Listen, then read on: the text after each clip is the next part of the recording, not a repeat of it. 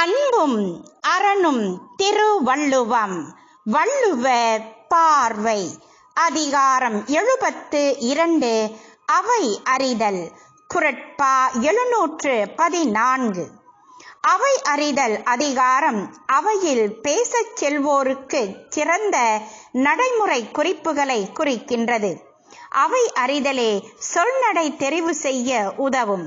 பேசுபவர் அவைக்கு தகுந்தாற் போல தன் திறத்தை மாற்றிக்கொள்ள வேண்டும் என்கின்றது அவை அறிதலின் 4ஆம் குறட்பா.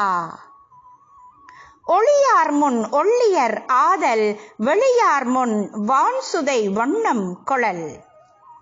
சொற்பொருள். ஒளியார் முன் மிகுந்த அறிவுடையார் எதிரில் ஒள்ளியர் அறிஞர் ஆதல் ஆகுதல்.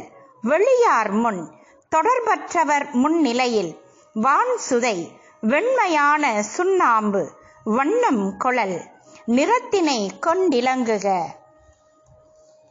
கருப்பொருள். அறிவுடையார் கூட்டத்தில் நல்லறிஞனாய் விளங்குக. பேசு பொருளுக்கு தொடர்பற்ற அவையினரானால் வெண் சுண்ணத்தின் நிறம் கொண்டு வெளியேறுக.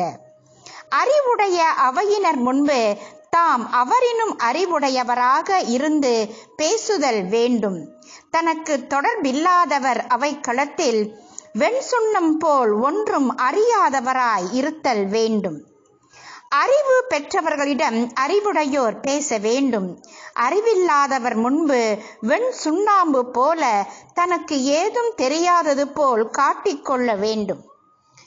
அறிவொளி உடையோர் முன் ஒளி உடையவர் ஆகுக.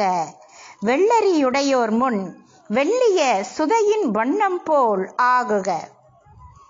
அறிஞர் முன் அறிவு காட்டு அறிவிலி முன் பேசாதிரு. ஒரு துறையில் சிறந்தவர்களை அத்துறையில் ஒளியார் என்றும் அத்துறைக்கு தொடர்பில்லாதோரை அத்துறைக்கு வெளியார் என்றும் தெளிதல் சிறப்பு. துறைசார் அறிவுடையோர் அறிவிலாதோர் எனும் நிலையிலேயே ஒளியார் வெளியார் ஆகிய சொற்கள் கையாளப்படுகின்றன. துறைசார் அறிவுடையோர் அவையில் அவர்களை விட மிகுந்த அறிவுள்ளவராய் பேச வேண்டும். துறைசார் அறிவற்றவர் முன்னிலையில் தனக்கும் ஏதும் தெரியாதது போலவே தொடர்பற்று இருக்க வேண்டும் என்கின்றது குறள்.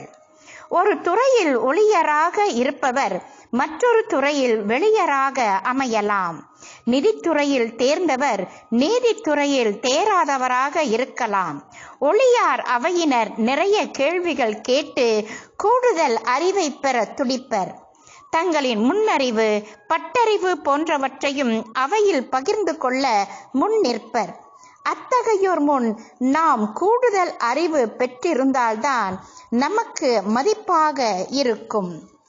தேர்ந்தெடுத்த பொருளில் ஐயமின்றி தெளிவான கருத்துடைமை பேச்சாளருக்கு தேவை. தனக்கு தெரியாத பொருள் பற்றி அவைக்கண் தன் அறிவாற்றலை நிலைநிறுத்திக் கொள்ள முயலக்கூடாது. அறிஞர் அவையில் தன் நூல் அறிவும் சொல்வன்மையும் வெளிப்பட பேசுதல் சிறப்பு. துறைசார் அறிவில் குறைந்த நிலையில் உள்ள மக்களிடம் பேசுகையில் அவர்களின் நிலையை கருத்தில் கொண்டு அவர்களுக்கு இறங்கி பேசுதல் சிறந்த திறனாகும். வான்சுதை என்பது வெள்ளை நிற சுண்ணாம்பினை குறிப்பது. வெள்ளை என்பது பொதுவாக கள்ளங்கபடற்ற தூய நிலையை குறிப்பது. ஒரு துறையில் அறிவும் தெளிவும் இல்லாதோரை வெள்ளந்தி என்றும் குறிப்பது வழக்கு.